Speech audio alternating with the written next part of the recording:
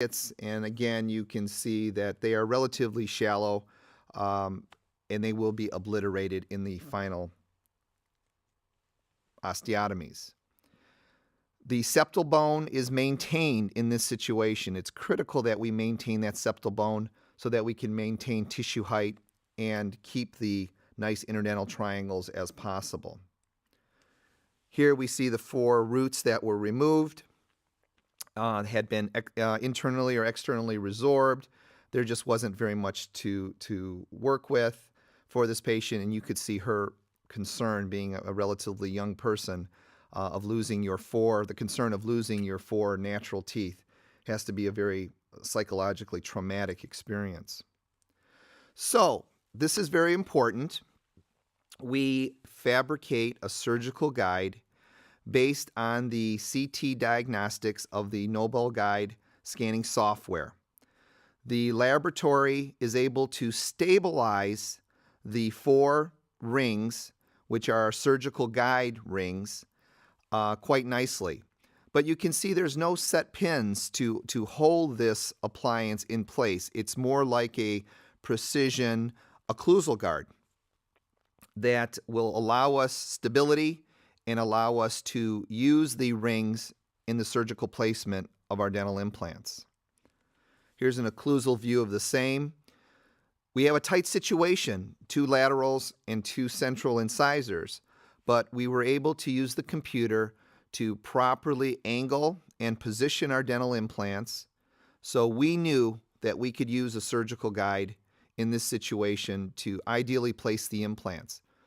If we were unable to use this, or if we were unable to place the rings or to stabilize them correctly, we would probably do this case freehand. Doing the case freehand would obviously create some discrepancy or disharmony and probably would not allow us to load the implants immediately as easily and as predictably as we were able to do in this situation by using a very stable surgical guide. Close-up view of the 4 rings. You can see the separation that will be created from the implants. We have plenty of room to place the implants in the correct position. Here we're simply placing or snapping in the maxillary surgical guide, again created by the dental laboratory.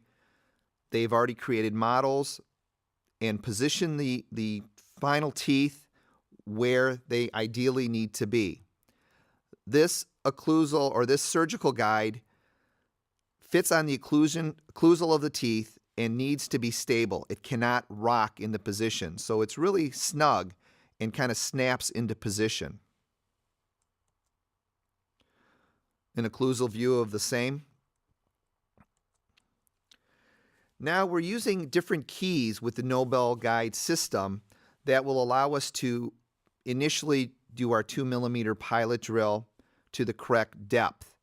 Now, these surgical guides are very precisely made, and they increase the distance from the crest of the bone to the top of the surgical guide by 10 millimeters. So our surgical drills need to be compensated for this extension of the surgical guide itself. So here we're simply placing a 2mm key into our 3.5 millimeter ring, and we're going to use our 2mm drill, initiating drill or pilot drill, to make our initial osteotomy. Now we've also predetermined depth of all of our implants, so we know exactly how deep we want each of the implants to be. We know their depth and their width precisely. It's a very precise system. You can see that the initiating drill or the pilot drill has markings on them. We know we're going to a certain depth, 13 millimeters, and we'll go to the proper line. And here we'll show a video illustrating the pilot drill, simply drilling to the stop that's created in the drill itself. We go to depth and stop. The difference of the crestal bone to the top or the occlusal part of the surgical guide has been predetermined. Here I'm using paralleling pins to determine our position, to make sure to double check that everything is going according to plan. This next video will illustrate the use of a 3.5 taper drill, again going to depth, and this is real time, and you can see how real simple this procedure is. We're simply going in and out of the osteotomy site, creating our implant site. This video illustrates we're using a key for the 4.3 millimeter central incisors.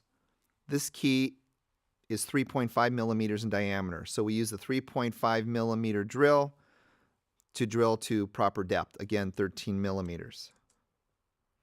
Here we're using paralleling pins, again, just to take a look and make sure that we're in the correct position, that we feel comfortable with everything we're doing at this time.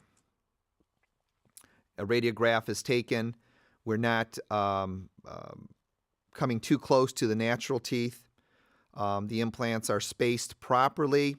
You can see in this radiograph the dimension of the paralleling pin shows that we will have adequate spacing between the implants for ideal healing, integration of the implants. The next video is the next step. We're using a 4.3 taper drill to depth. And now we're going to use longer attachments into the implant so that we can actually place the implants through the keys, through the rings that are predetermined. Now you can see that these are a little bit longer than normal transferring copings with the replaced system. Again, everything is very precise in the system. It's very exact, and the length compensates for the thickness of the surgical guide, the rings, and the level of the crestal bone. Here we see a 3.5 replace select implant with the abutment attachment, which will allow us to place the implant in the correct position. And this next video shows we're hand placing the implant, threading it right through the preset ring. So we're placing this implant in the precise position that the dental laboratory envisioned us to place it. And we're going all the way to the hub. You can see the little markings, the little dots in the replaced system. We want one of those dots to be towards the facial. That's where one of the lobes is facing towards the facial, which will allow us better final abutment creation and better aesthetics in the long run. So that little dot is facing towards the facial. And here's a close-up view of that. You can see we went all the way to the top. Very precise, very exact, very difficult to make an error in this situation. The next video will show we're removing those little abutments, seating surgical abutments, and you can see how we compensated for the length of the surgical guide. And what we're doing now is simply using pins that will lock the surgical guide in place precisely. So now this surgical guide can't move at all. We can adjust it either way to make sure that we have a complete seat prior to placement of our 4.3 millimeter diameter implants in the central incisor areas. So we have great stability of this surgical guide. It's not going to go anywhere. Now we're taking our 4.3 millimeter implant, replace implant, again with a 10 millimeter long surgical abutment that will be used and to thread the implant through the surgical rings into the osteotomy site.